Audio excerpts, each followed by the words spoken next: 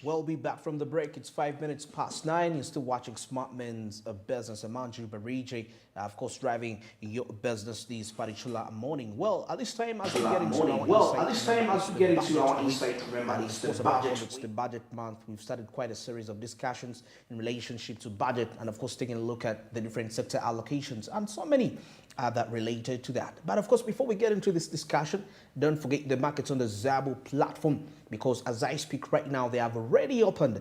Now, for you to be a part of this, simply dial *292#, and you'll be availed with options where you can choose to buy government bonds and securities for as little as 15,000 Ugandan shillings. Now, the markets open at 8:15 a.m. and closing at 3:15 p.m. effective Monday up to Friday, except on the weekends and the public holidays when you can access these markets. Like this week, there is no public holiday, so the markets are going to be running up to Friday, and definitely apart from the weekends when the markets are going to be inaccessible. So Zabu made this a reality.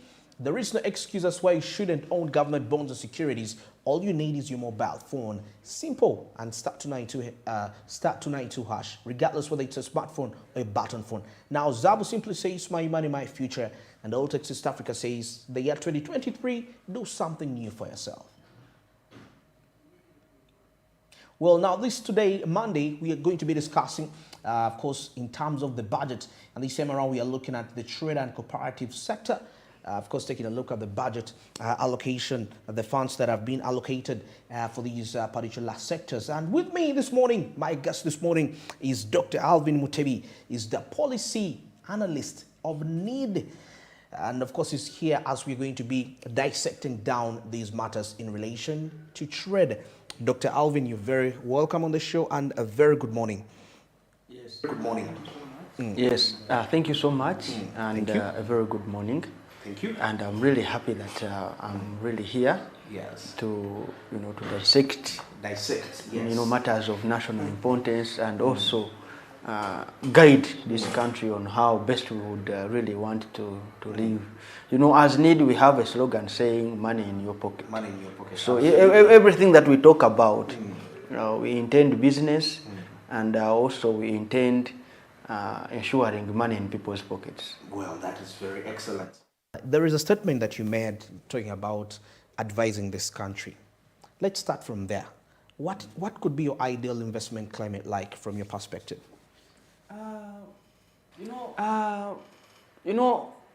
This country, what I would say is that we've looked so much into a number of sectors, a number of categories. Yes. And we've not zeroed down to the understanding of what we mean by true investment. True investment.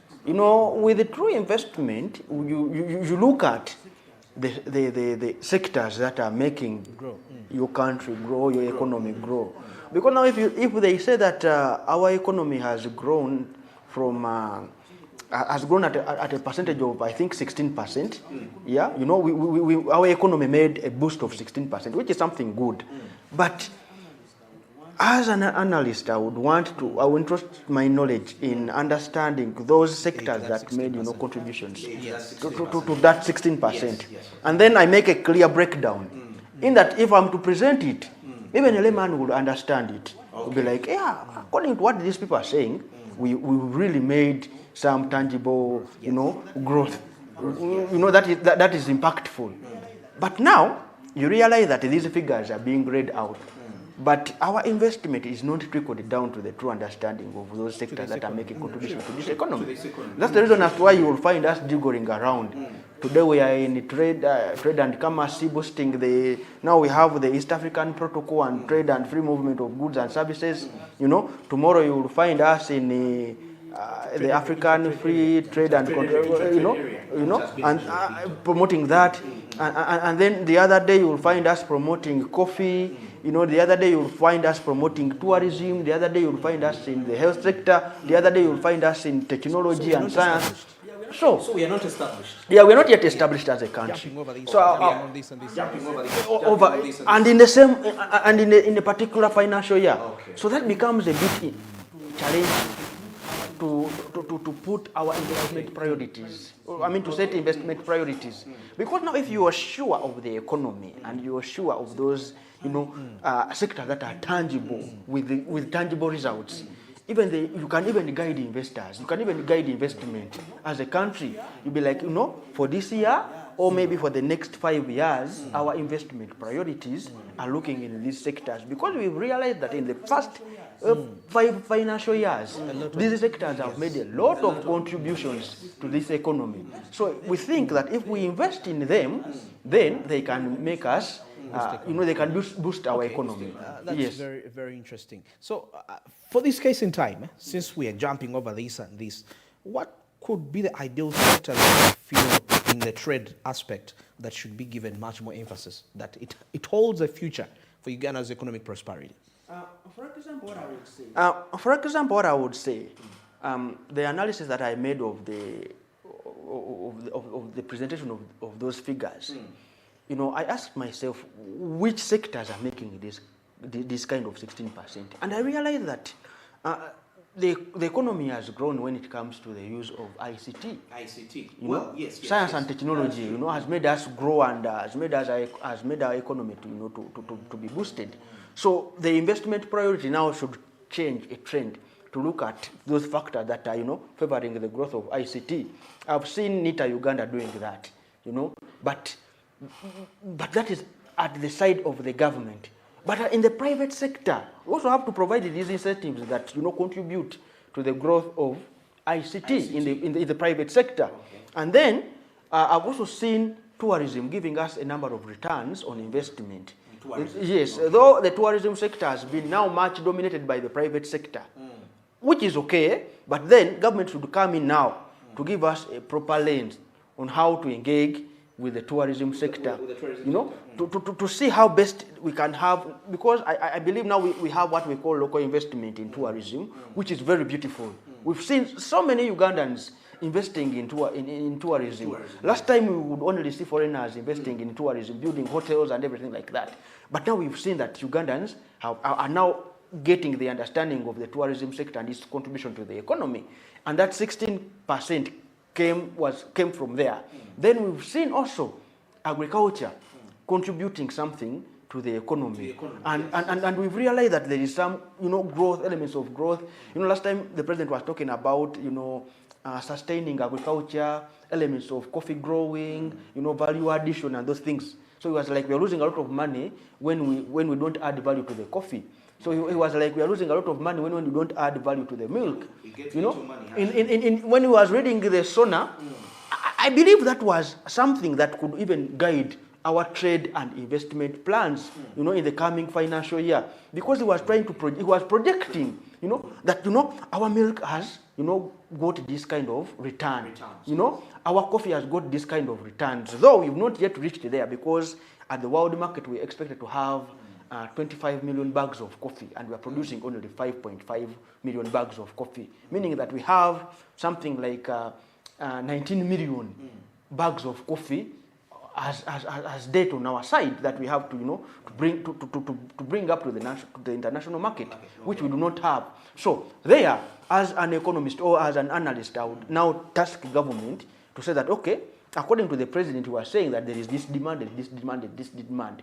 Why don't we change the investment trend? Driving it to that direction, so that we can now know that, okay, if we invest more here, we will get returns. If we invest more here, we will get returns. So I believe that the trade and investment approach that we have to take, it has to be speaking to those factors that are bringing back to our economy, other than trying new approaches, which new approaches have not been yet tested by time.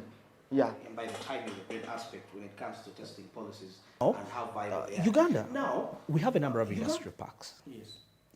Zones, industrial zones. We have even free trade area zones. I mean, we have incubations, business incubation hubs. But what is the issue? Because my question is, if all this is available and a low household income earner is still complaining of no jobs, so what is the relevance of this? In your perspective, why aren't we feeling the impact of the industrial zones which have been allocated? Yeah, the reason as why we don't feel that it is that there is what we call an investment mismatch.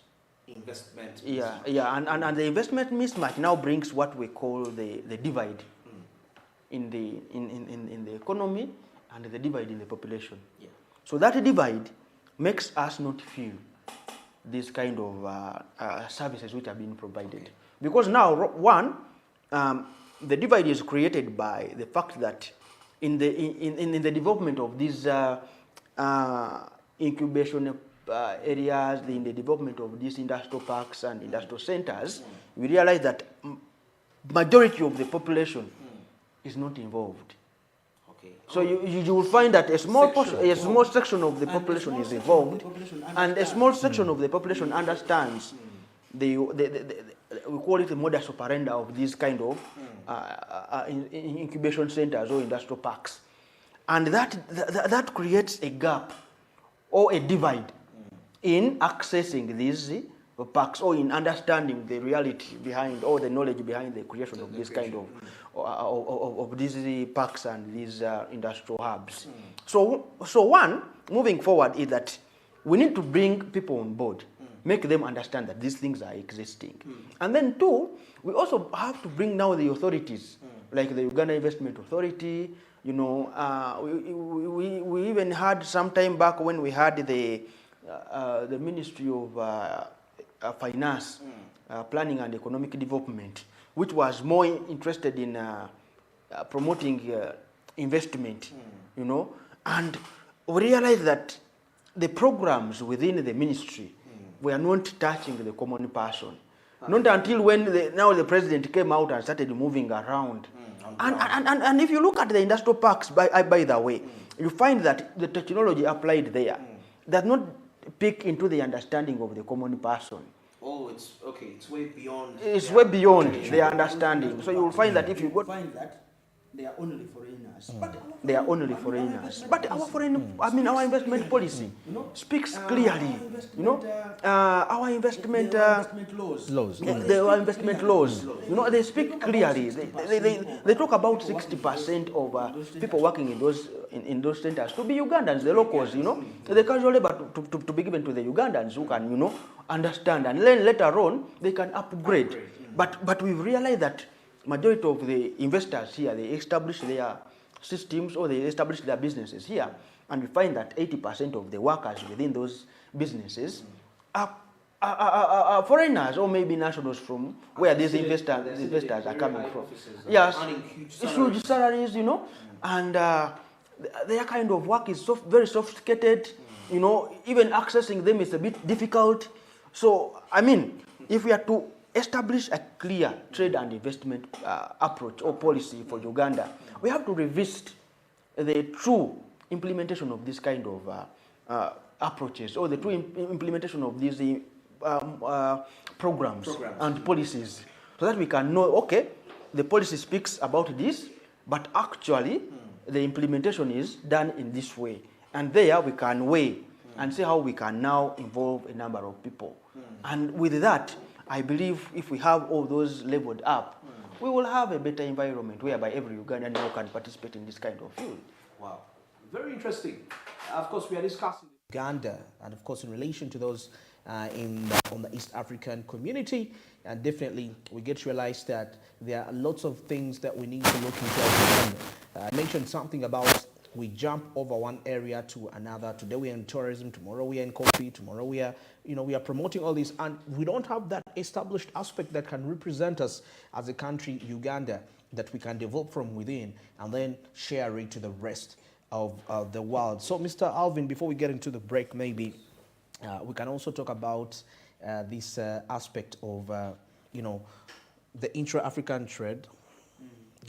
I believe it is something that, strengthening corporations, corporations within the East African community, then transferring them to the intra-African trade.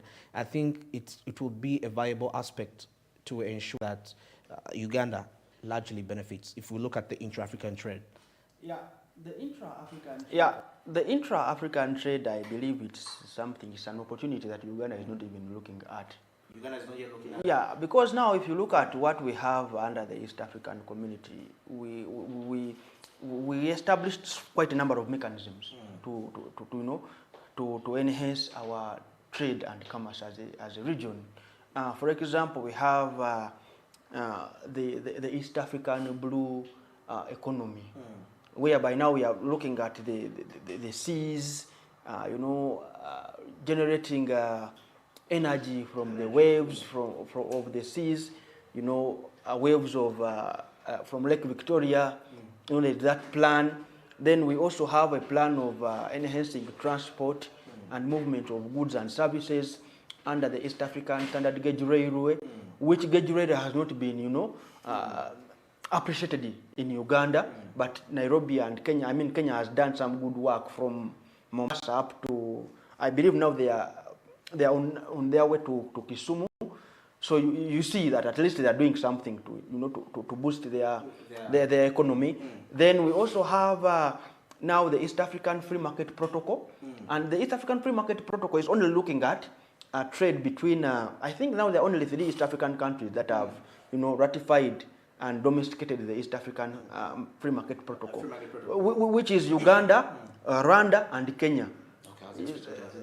Tanzania is a bit, I would say, I don't want to use this word, I don't want to say they are rigid, but they are a bit protective.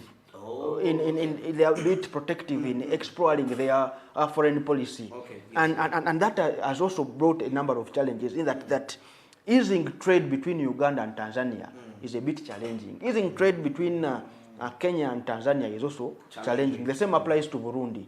So they are a bit, closed in. The same applies to South Sudan. They're a bit closed in. And even DRC. Okay, DRC has opened up for Uganda, but it has not yet opened up fully for other East African countries. So those free trade barriers, at times they hinder trade and commerce within the region. Yes. And then too, I've also realized that facilitating free trade and commerce within the region has been affected by the instabilities that are happening in the region. So, and the instabilities in the region cannot facilitate trade. So you realize that what we are now concentrating on is the stability in the region. And stability in the region is now curtailing us from engaging ourselves in the understanding of free trade, the blue ocean economy, the African free continental trade area. We have to domesticate the protocols and the procedures within the free continental trade area. But due to the fact that we have instabilities in the region, at times it becomes a bit challenging. And then too, we've also got elements of conflicting regional mechanisms. You will find that now Uganda is part of the East African community and Kenya and even South Sudan. And they also have another framework, which is the IGAD framework. Okay. So you have the IGAD framework, which IGAD framework does not spread to Rwanda, Burundi, and Tanzania, but it has Kenya, Uganda, and South Sudan. So now SADC comes in South. And actually, that's where Tanzania means. Yeah. So you find that SADC, Tanzania is promoting so much SADC. Then you find the IGAD, Uganda and Ethiopia are supporting so much under the IGAD framework. And then you realize that those two mechanisms, they look at each other as enemies, but you're serving the same common person, the same common people. And then you will realize that trade and commerce within these continental frameworks at times is curtailed. So we have to, there's a time when I was doing a study, and I was looking at how ECOWAS has, grown as a strong regional mechanism in Africa, and I was comparing it with the East African community.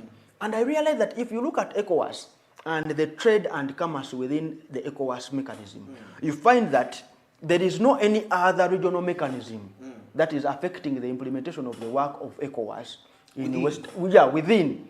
in West Africa. Okay. But in East Africa, you will find that we have like 3 regional mechanisms that are facilitating trade and commerce within the region, and which regional mechanism, each one of them, they have their separate policies and programs. Yeah. Which policies and programs member states have to implement or to domesticate. So you will need to domesticate the IGAD protocol in relationship maybe to the blue market economy. So if there is some sort of a conflict, And that's where the issue comes from. So you will find that Uganda is having a conflict with Kenya. Over the trade of agricultural products. And then you will find that now we have to ask questions. Which regional mechanism is going to take precedence over this issue? okay, And that's where we get problems. The common person who is a farmer, who is farming maybe eggs and doing milk and dairy production, is going to be affected because now the leaders will be like, now we are trying to establish the context of the question, and we see which regional mechanism will be sufficient to answer to these questions. And at times, we have what we call conflicting foreign policies. Uganda might be having a very adventurous foreign policy over the IGAD framework. And you find that Kenya will also have a very adventurous foreign policy over the East African community, yes, that framework. And then you're having a conflict of free trade and free movement of goods. So Kenya will tell you that no, let us refer this issue to the East African community because they know that they have influence in the East African community. Uganda will tell you no, let us forward this to the IGAD protocol because you're also a member of the IGAD protocol. So you will have that kind of conflict, and that kind of conflict is affecting trade and commerce within the East African region or the East African community. Because now members of the East African community are part of the IGAD framework. So it becomes a bit challenging. And there, nothing will happen. So they will be like, I'm not coming to the East African community framework. The other one will also tell you, I'm not also coming to the IGAD framework. Probably, I don't know what was the mindset as to why some of these organizations were formed. I know it's for the good of the nations within, but then it brings us back to the aspect of harmony, unity amongst that. What is the mindset? Because if I have policies that are conflicting with another region with another organization, and I know that there are 2 countries that are ascribing to both, I know that I'm definitely creating an impact. A challenge, and that is hindering economic growth and development. Well, I think when we return from the break, we're going to be, of course, expounding more on this matter. It's 27 minutes past 9, and now let's get into the break. And definitely when we return, we shall also get to look at the budget allocations that is for the trade and cooperatives. Stick around.